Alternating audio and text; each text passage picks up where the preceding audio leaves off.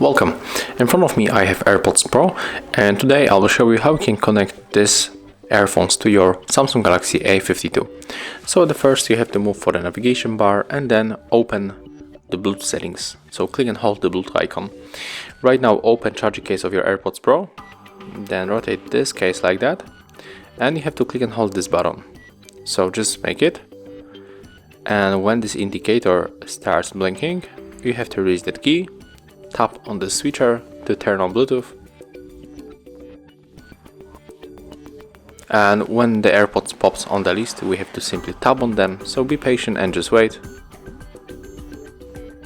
If it is not going to happen, we are going to fix this one, so don't worry, but actually they are here, so simply click,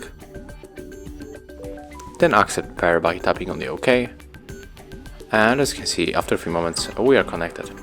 So if you find this video helpful, remember to leave a like, comment, and of course subscribe to our channel.